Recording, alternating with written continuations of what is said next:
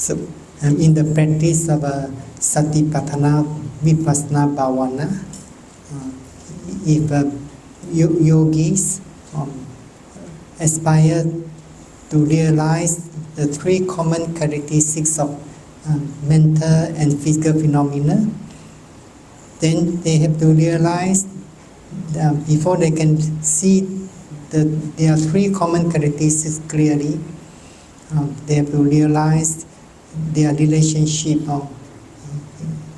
in terms of cause and effect. In the previous talk, I did mention that when meditators have realized the relationship between nama and rupa in terms of cause and effect, then they begin to understand better the teachings of dependent originations.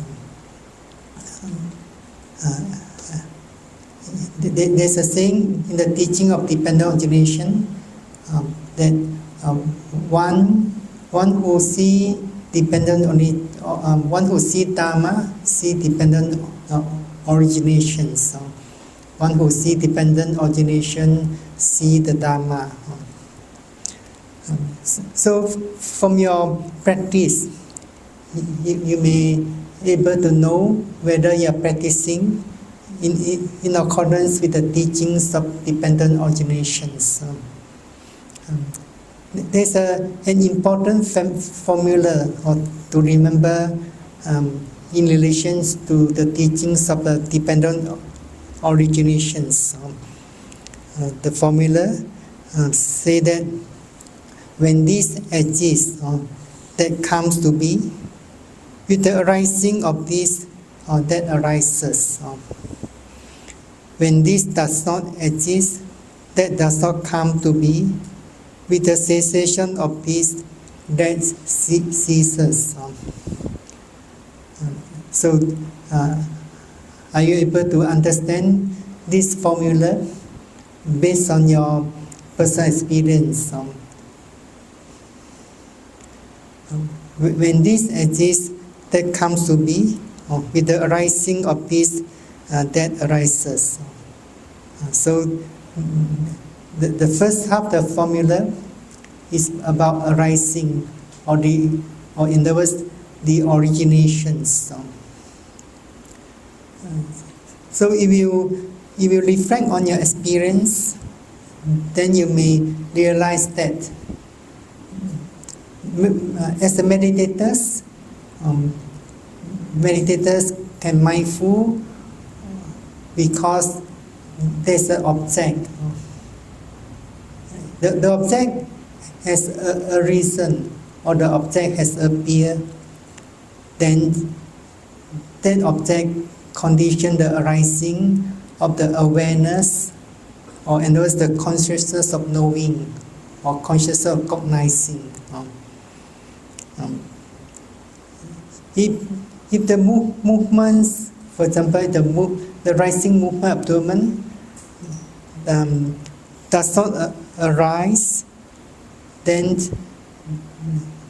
the awareness or the consciousness of knowing can't arise. So sometimes meditators could not perceive any movements of abdomen, or they also could not perceive any strong phenomenon at that place. But they merely keep their awareness at that place. Then they are not practicing mindfulness in accordance with the teaching. So when this exists, that comes to be. With the arising of this, that arises. So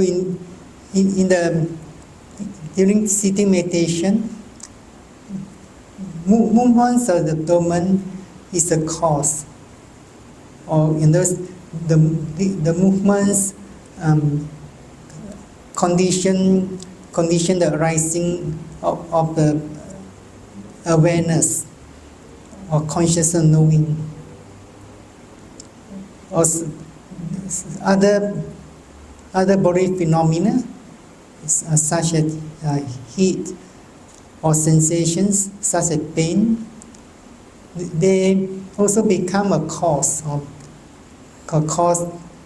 that condition the arising of your awareness or the consciousness of knowing.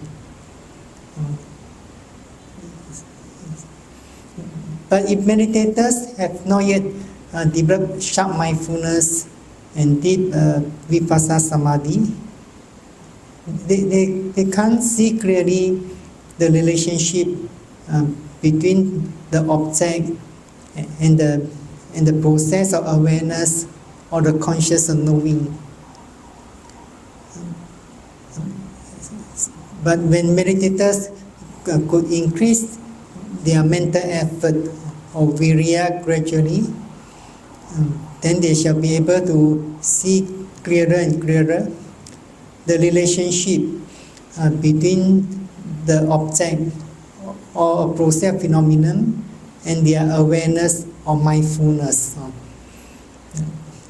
That's why in this meditation, meditators did not have to search for an object. If meditators purposely search for an object so that they can develop mindfulness, then they are not following the guideline of the mindfulness meditation. Similarly, during walking meditation and the mindfulness of daily activities, then meditators will realize that the mind becomes a cause for the arising of movements and actions. If there's no intention, then a process of movements will not occur. But at the beginning of practice, meditators could not see the intention clearly, or sometimes they could not perceive any intention. Then they should not search for that intending mind. They do not have to wait for that mental state of intention to arise. So they have to put forth more effort to mindful of various process of movements. For example, be mindful of the lifting movements, pushing movements, and dropping movements of the feet. They have to be very mindful of various process of movements that they were doing in their daily routine activities. We can only see cause and effect by being mindful and note at the present moment. What we want to realize, cause and effect, is by being mindful whatever phenomenon that has appeared at that very present moment. We do not relate this object or phenomenon to the past or to the future. So during walking meditation, when meditators could realize clearly, for example, the specific characteristics of the wind element, there's movements. If they can realize movements clearer and clearer, as well as the movements that they were doing in their daily routine activities, if they can realize these movements clearer and clearer, then they may be able to see the arising of their intention clearly. So when this mental state, intention has appeared, then a process movements will occur instantly and naturally. The meditators begin to realize the relationship between their mind and their bodily movements, body actions. So if meditators, at first meditators may not able to realize the arising, passing away of both processes clearly. Sometimes meditators have make progress to a certain stage. When they are mindful of one phenomenon, when that phenomenon has not yet subsided completely, then there's another stronger phenomenon arising somewhere. So that stronger phenomenon replace the previous phenomenon. So meditators has to mindful of the stronger phenomenon and so on. So at the beginning of the practice, meditators may not be able to see the beginning of the process and the ending process clearly. But when they keep on practicing, they may be able to see the beginning of the process of any phenomenon, or the middle process of that phenomenon. But sometimes they could not see precisely the passing away of that phenomenon. When they keep on practicing and they are able to increase their mental effort gradually, then they may be able to see the whole process clearly, and as well as the process of their awareness, or sometimes that awareness refers to the consciousness of knowing. Consciousness only has the characteristics of knowing or cognizing. And consciousness is given a name in accordance with its condition of arising. For example, the fifth aggregate is aggregate of consciousness, Vijnana Khanda. That Vijnana Khanda consists of 6 consciousnesses: seeing consciousness, hearing consciousness, smelling consciousness, tasting consciousness, touching consciousness, and mind consciousness. At each moment, there's only one consciousness can arise. For example, when there's a clear sound has appeared at the ear door, then what comes to perceive or to sense that sound is a consciousness. Although in the convention truth, we may say that I hear the sound, but in the teachings of the ultimate truth, is the consciousness that has sensed or has perceived the sound. So that consciousness is given a name as hearing consciousness. Then, which phenomenon should you mindful or as a mindfulness meditators? As a mindfulness meditators, we should always mindful of our own 5 aggregates. So meditators should mindful of that hearing consciousness. But as long as they could not, they have not developed sharp mindfulness and strong vipassana samadhi, they couldn't see the arising of consciousness clearly. So that consciousness of hearing is not permanent, is subject to instant arising and passing away. Then how does one know the arising of that consciousness? Sometimes some meditators might be thinking, I can see the arising of my consciousness.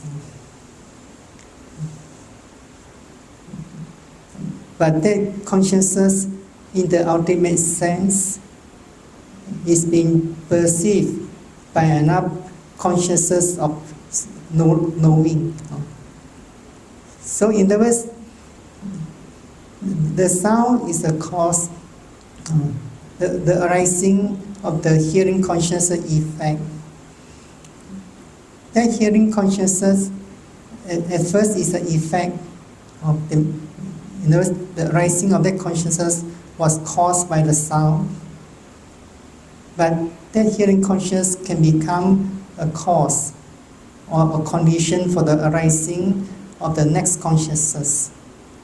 The next consciousness comes to realize or perceive this hearing consciousness. So if meditators practice correctly, then if they realize that the effect can become a cause, that condition, the arising of the next phenomenon or next formation, and so on. So when, for example, when meditators could see movements arising clearly, then if they also could realize the arising of their awareness clearly, or the consciousness of knowing, so that consciousness that has appeared or has arisen dependent on that process of movements. Movements is rupa. So that consciousness is known as kaya vijnana, or body consciousness. So when that process of movements had disappeared, then what will happen to that process of awareness or the consciousness of knowing? So if the cause is impermanent, definitely the effect also impermanent.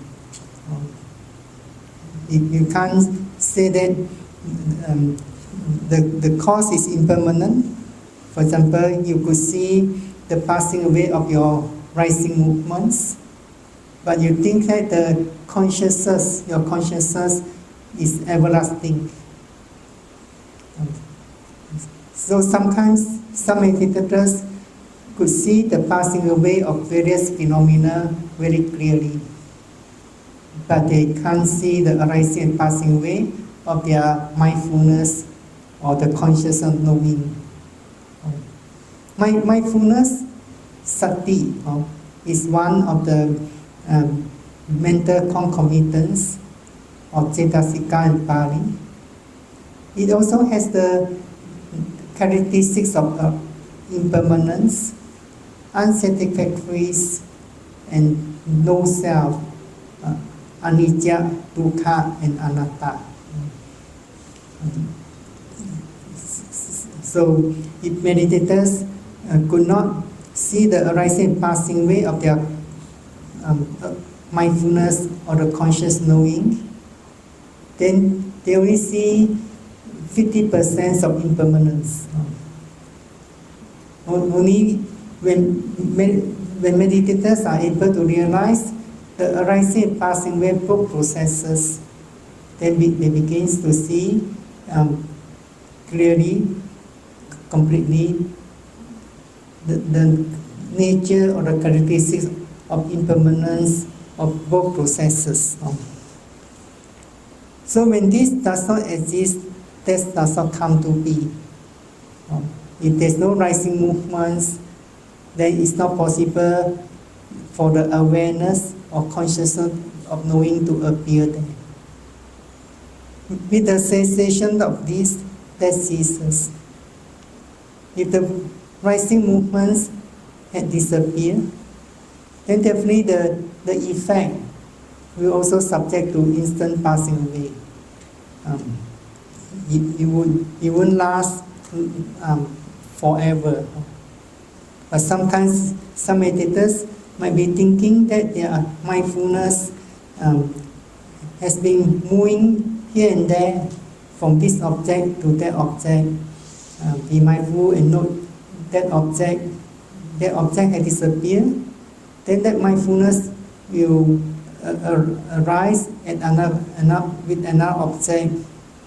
The meditators mindful noted that object, and that object has disappeared. Their mindfulness will move on to mindful note another object, and so on. So in that way, they could not see the arising and passing away of their mindfulness or consciousness of knowing. Then they might be thinking that their consciousness is permanent or everlasting. So meditators, that's why we always remind meditators, it's important to realize the specific characteristics of the mental and physical phenomena clearly, and able to see their relationship. Then they only begins to see anicca, dukkha, and anatta. So, in the foundations of realizing vipassana knowledge is this realization of the specific characteristics or the individual characteristics of mental and physical phenomena, as well as their relationship in terms of cause and effect or conditionality. So sometimes meditators might be thinking that anicca is merely means arising and passing away, or appearing and disappearing, and so on. But if we do not read the scriptures well, or if we could not understand the scripture well, then we may not able to understand the impermanence thoroughly. When we talk about anicca, anicca refers to movement of arising and passing away of every phenomenon, momentary arising and passing away of every phenomenon. So the commentaries explains anicca in various ways. For example, one of the commentaries explains it that anicca in Pali it means ahutva sambonti or hutva pativentiti. Ahutva means it never appeared in the past. Sambonti means due to suitable conditions it appears. Hutva pativentiti means after appearing it will cease. So hence the meaning of anicca denotes things come where they never appeared before, and then disappear to where they never went before. So do you understand the definition of anicca according to commentary? Anicca denotes things, initial condition phenomena. In the words of five case or namarupa, denotes things come where they never appeared before, and then disappear to where they never went before. So, for example, when you realize that there's a process of rising movements, for these rising movements had appeared or been stored somewhere,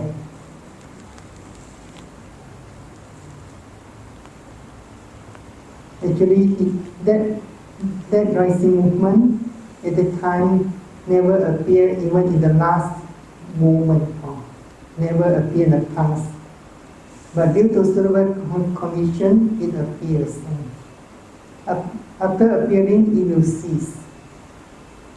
Cease means pass away. After cessation or disappearance of that rising movements, do you think that rising movements had gone to somewhere or been kept in a store or somewhere again? The word cease or cessation means it doesn't exist anymore. But sometimes we might think that certain phenomena, for example, pain, when you might look pain, when that pain has disappeared, a few movements later, the pain, another pain has appeared at another place, then you might be thinking the same pain come back again. Or sometimes you might be mindful of your thinking, especially the memory. As you look, thinking, when thinking had disappeared, or that memory had disappeared, then few movements later, the same memory comes back again. Then you might be thinking it's the same thoughts or same thinking. But you do understand this definition. When the memory had appeared the first time, when it has ceased, it means it doesn't exist anymore. But we have been living in this conceptual world for so long. So that concept always gives us an idea or notion of everlasting or the same thing. So sometimes the commentary also explain in that way. For example, not being in existence, it comes to being and then ceases. So it never appeared in the past. Then it comes to being and then ceases. Or sometimes the commentary describe the characteristic in another way. Non-existent after having been is the characteristics of impermanence. So when a phenomenon has ceased or passed away, it doesn't exist anymore. You can't find that phenomena in any place. So if meditators could realize anicca in that way, then they will make more and more progresses in their practice of vipassana meditation. When meditators can see one of the three common characteristics thoroughly or completely, at that moment they also realize there are two characteristics. Sometimes some meditators reports in their interview that they can see anicca clearly, or they can see dukkha clearly, but they couldn't see anatta clearly. If they cannot see anatta, in other words, they also have not yet seen anicca and dukkha. And sometimes some meditators might be thinking that now I will concentrate my effort to see anicca clearly. Then when they think that they have seen or realized anicca clearly, then they will make aspiration, then they begin to put effort to see dukkha clearly. So in other words,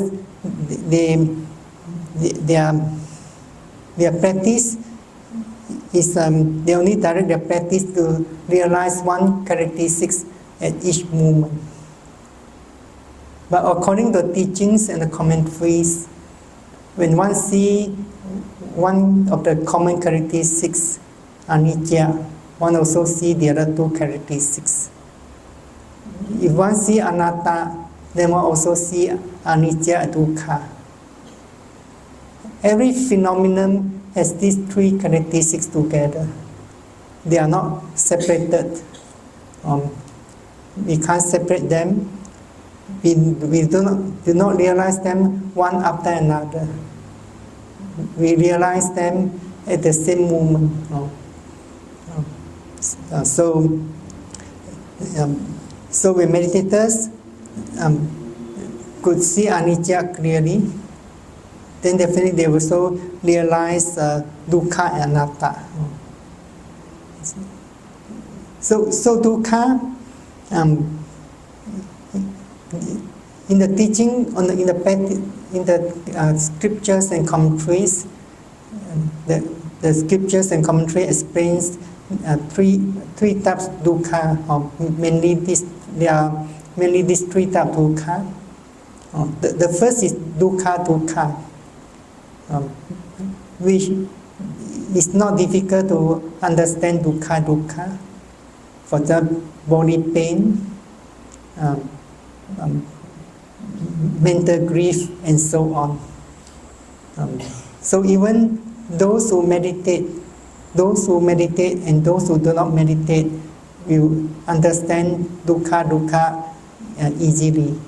Dukkha is known as intrinsic suffering, body pain, aching, or discomfort caused by illness, and so on.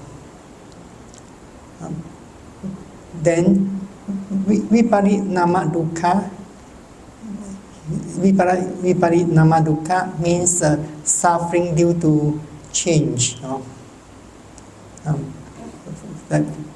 For example,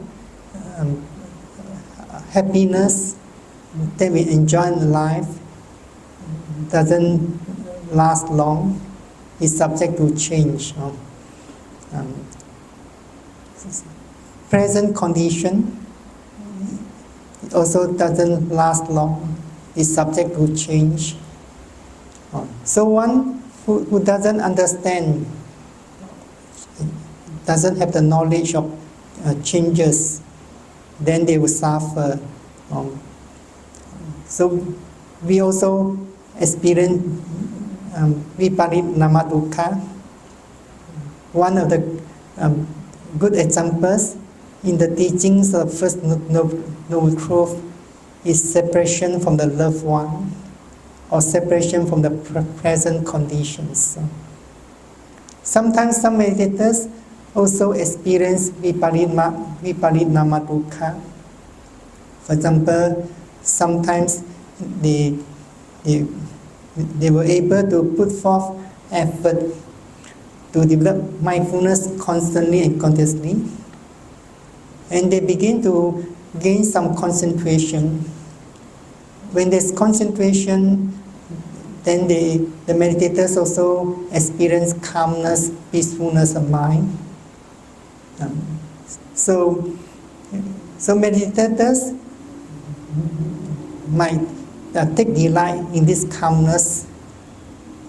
When they take delight in this calmness or peacefulness of mind, then they would wish that or hope that this calmness or peacefulness of the mind will stay long or stay forever.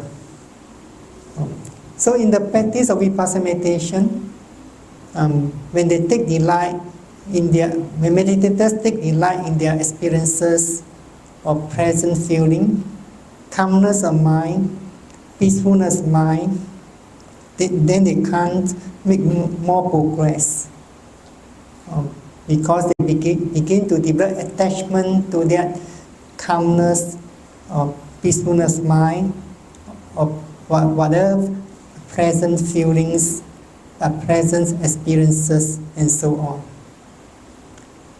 In the practice of Vipassana meditation, we want to remove or overcome attachment. Yet some meditators, sometimes they begin to cling to their experiences or to attach to their experiences. So it becomes a hindrance or obstacles to further progress. So when meditators realize they are taking delight in their practice, they feel happy or feel very satisfied in their practice. They also mindful of these feelings and so on. So there's viparinama dukkha. So we do not need to practice meditation in order to understand dukkha and viparinama dukkha. Then the third is known as sankhara dukkha, suffering due to formation. So if one doesn't practice Vipassana meditation, then it's difficult to understand what is sankhara dukkha, suffering due to formations.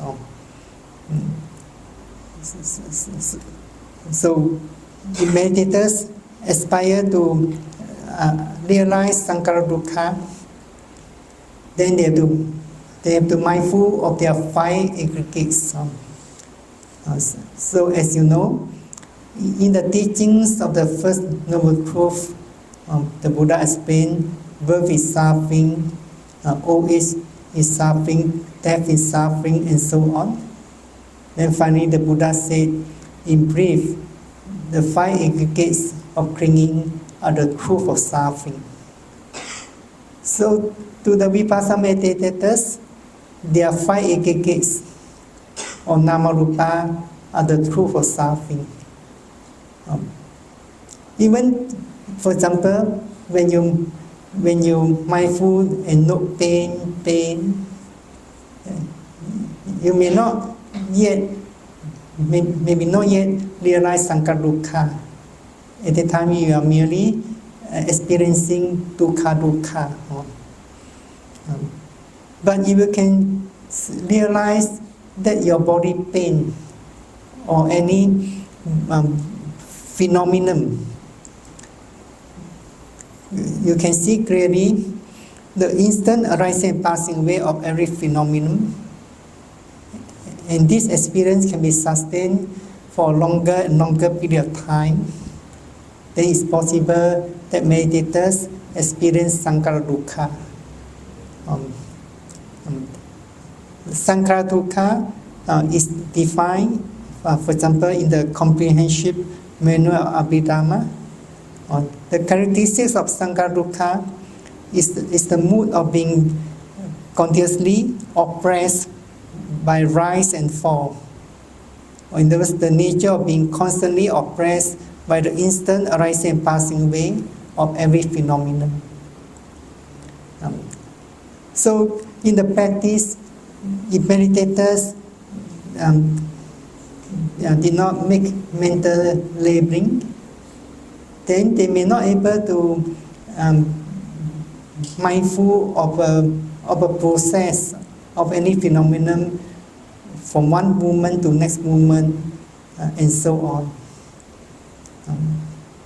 The meditators have not yet developed deep vipassana samadhi or insight concentration.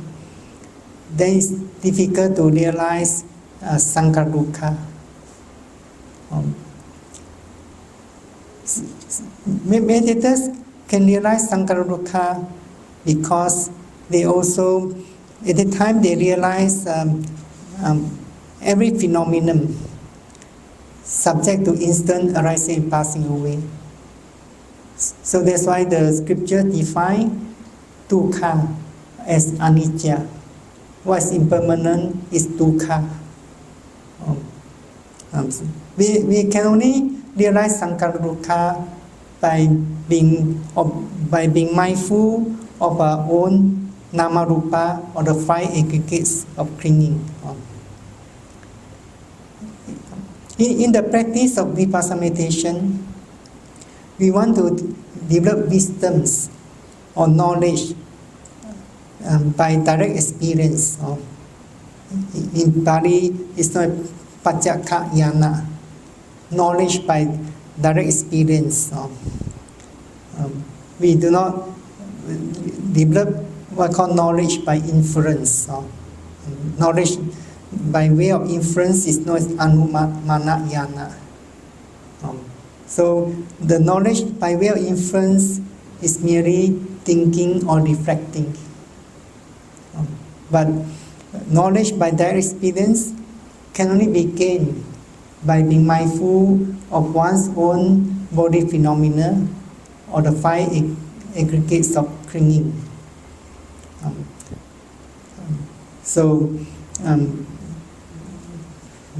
Sangaruka, suffering due to formations. Every movement there's a formation. For example, when you mindful of when there's a process rising movements, then what will arise at that time? Your mindfulness or the conscious of knowing. So this constitute a formation. The object and this process of awareness or mindfulness is one formation. This formation is a permanent process or impermanent. This formation is a very brief. As soon as the movements had passed away, that awareness or mindfulness also will pass away instantly. Sometimes meditators felt that both processes are arising and passing away almost at the same moment. And the rupa of various physical phenomena do not last more than a moment. Sometimes some meditators, for example, mindful of the process of rising movements, they see clearly a long process movements or short process movements, or when they are mindful of their movements when they were paying homage to Buddha. As they bow down slowly, they might be thinking that this is a long process of bowing movements as they bow down slowly. But in the ultimate sense, that process of bowing movements is not a long process. Assuming that meditators can bow down slowly, they say more than 10 seconds or 20 seconds to bow down, they might think this process of bowing movements lasts for 10 seconds or 20 seconds as they bow down slowly. But in the ultimate sense, every process movement doesn't last more than a second or moment.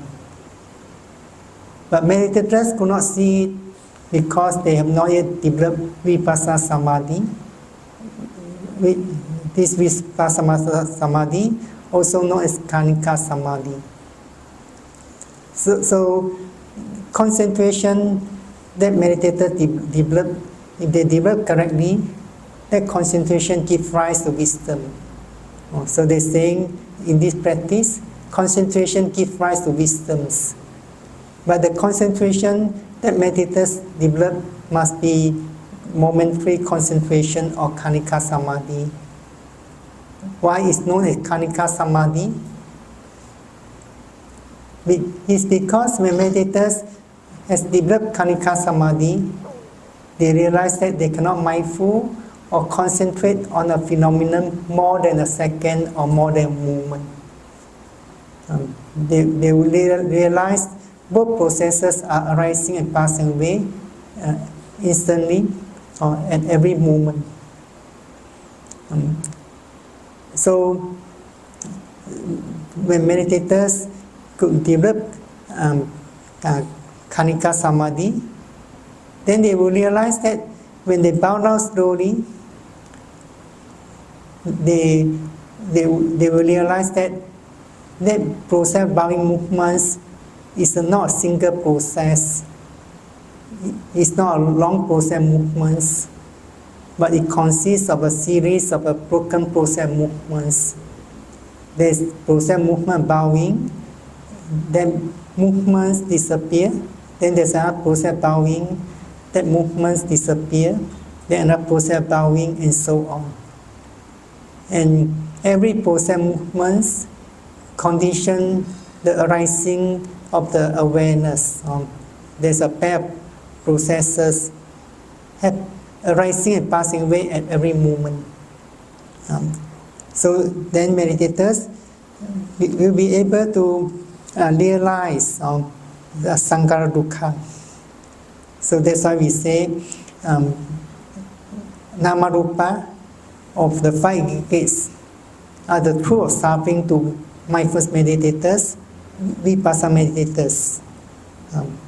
So those who do not practice mindfulness meditation, Vipassana meditation, will not able to understand what is Sankhara Dukkha.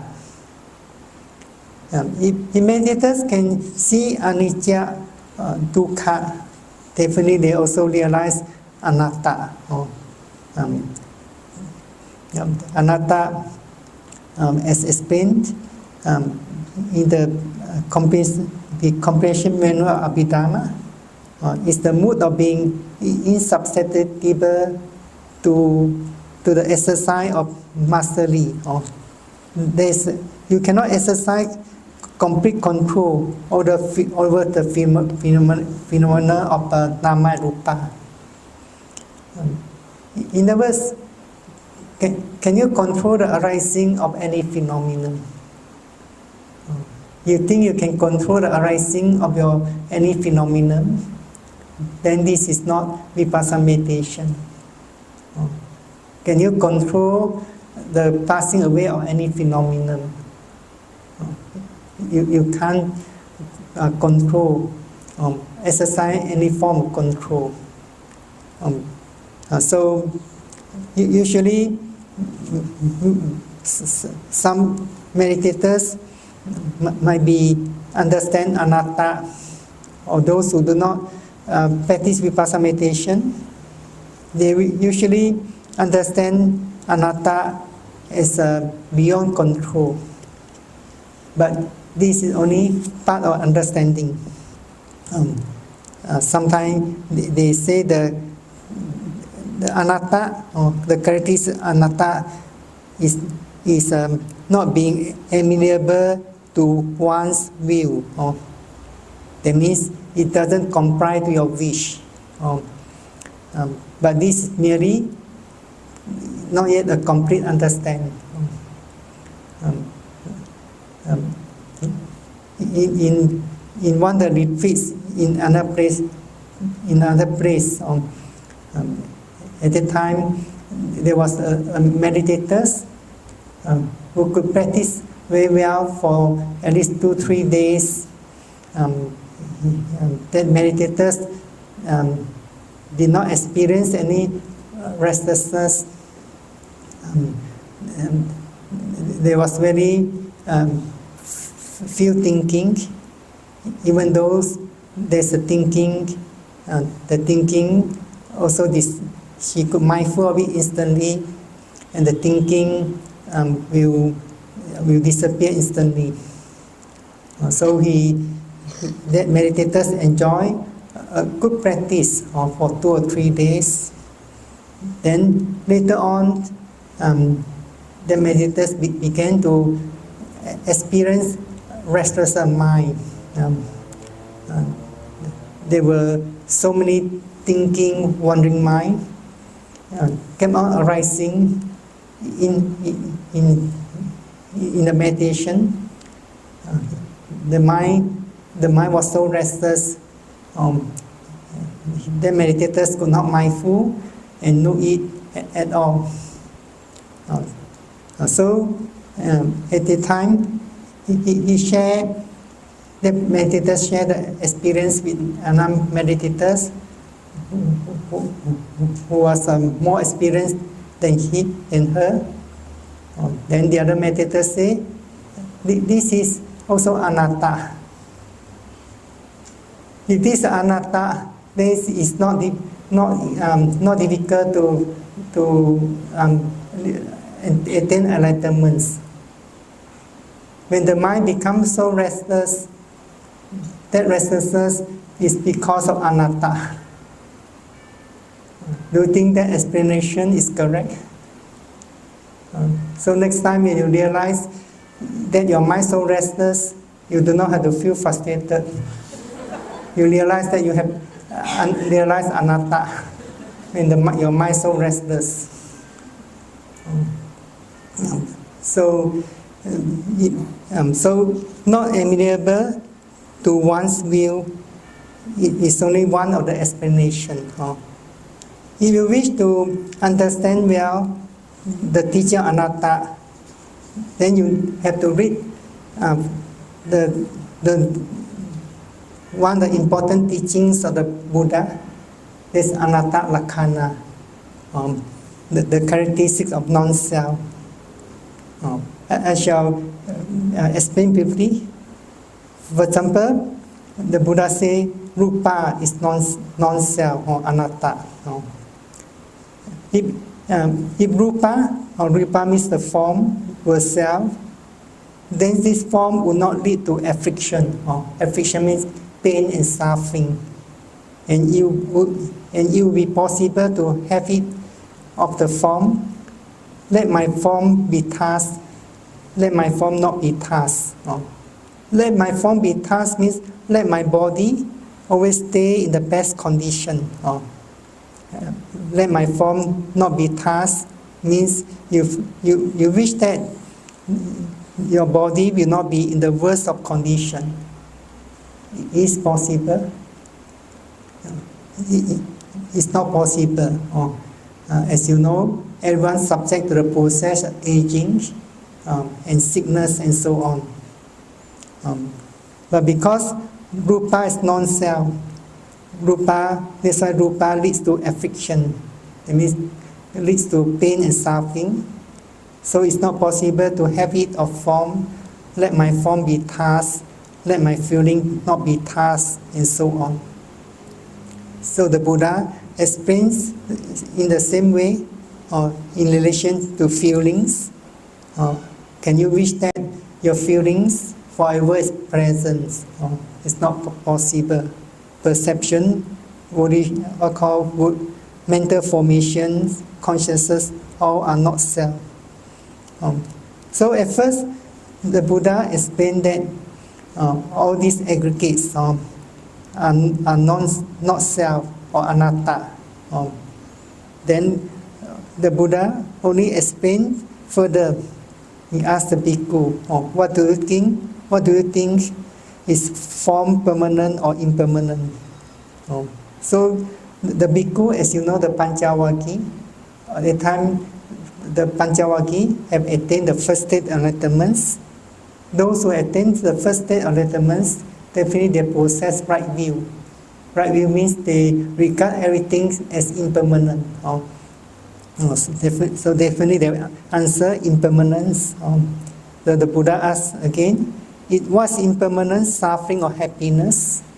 So definitely the Panchavakki understand the question and answer suffering. Then the Buddha say, is what's impermanent, suffering and subject to change, fit to be regarded as this is mine, this I am, this myself? Definitely no. You cannot regard that this is mine or this I am, this myself.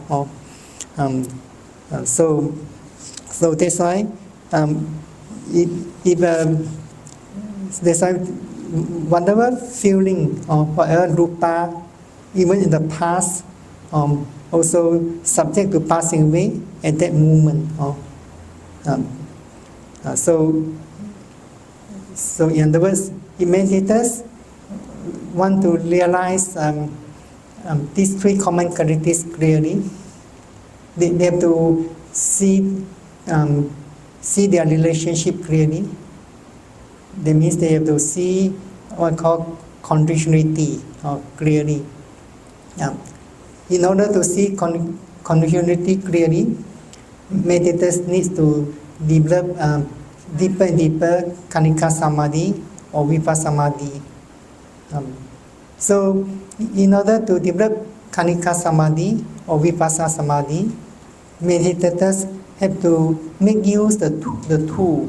The tool here is taking note mentally, or what we call mental labeling, in order to help meditators to be mindful of one object from one moment to next moment, or from one object to next object. And meditators also train their mind to concentrate their mind on one object from one moment to next moment. For example, sometimes meditators are mindful and note the painful sensation.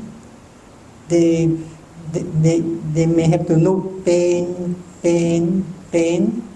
So they have to ensure that they are mindful of pain, concentrate the mind at that present moment, fully experience the pain at that present moment. Then they mindful and note pain again, the second moment. They pay full attention to that pain at that moment, experience fully the pain at that moment. Then it's possible to develop mindfulness from one moment to next moment, concentration from one moment to next moment. The experience of Vipassana meditation is also last a moment. So the experience of Vipassana will be carried forward from one moment to next moment. This is about the three characteristics of a mental physical phenomena. So when meditators have see the conditionality clearly, they also will understand better the teachings of the dependent origination. If they have some knowledge of the dependent origination, then they may be able to reflect well on the teaching. They would realize why, for example, there is this what I call aging and death. Do you know why there's this aging and death?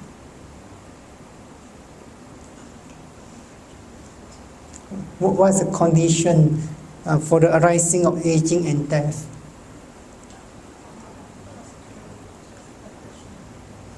It's because of birth. If there's no birth, then there's no aging and death, isn't it? You do not wish to be born to experience this process of aging and death again, then you have to put forth effort to develop Vipassana knowledge and able to realize all the four stages of path knowledge. Then there's no more birth for you. So just like the teaching say, when this exists or that comes to be, with the arising of this, that arises. So you know how to reflect, then you know this aging and death come to be is due to a condition, or condition is birth. If you reflect on the cessation, then you know that when what does not exist, then this does aging and death not come to be. Or with the cessation of what, does the cessation of aging and death come about. So you have see cause and effect graded vipassana meditation. Then you realize that when there's no birth, aging and death does not come to be. Or with the cessation of birth comes cessation of aging and death, and so on. So here you may reflect this outside the retreat, but not during the retreats. You do this reflection, then it causes a lot of disruption to your continual mindfulness. When there's a disruption to your continual mindfulness, then it's difficult to attain deeper and deeper vipassana samadhi. So that's why during the practice of vipassana meditation, we always remind meditators that they have to put aside their knowledge. I have mentioned these two types of knowledge: Sutta Maya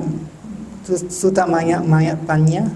Sutta Maya Panya means Sutta Maya Panya means the knowledge that you gain by listening.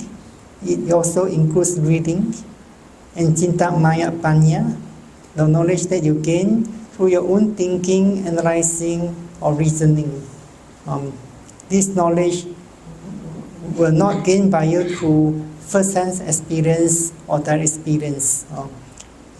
It will not help you much to overcome your defilements. So, if you bring this type of knowledge into your practice, your mind can become more restless. So, what we want to gain is a bhavana maya panya, or knowledge gained through direct experience. So I wish our meditators, if you wish to realize more insight knowledge, then you need to develop Khanika Samadhi, Vipassana Samadhi, constantly, continuously, so that you can see the relationship between the mind and matter, or Nama and Rupa. And when you have this foundation of knowledge, then you definitely shall realize more insight knowledge, or higher stages of insight knowledge, till the attainment of a supramundane knowledge. So I wish meditators shall have confidence in this practice of Satipatthana Vipassana Bhavana, and able to practice mindfulness constantly, continuously, and able to realize your spiritual goals soon.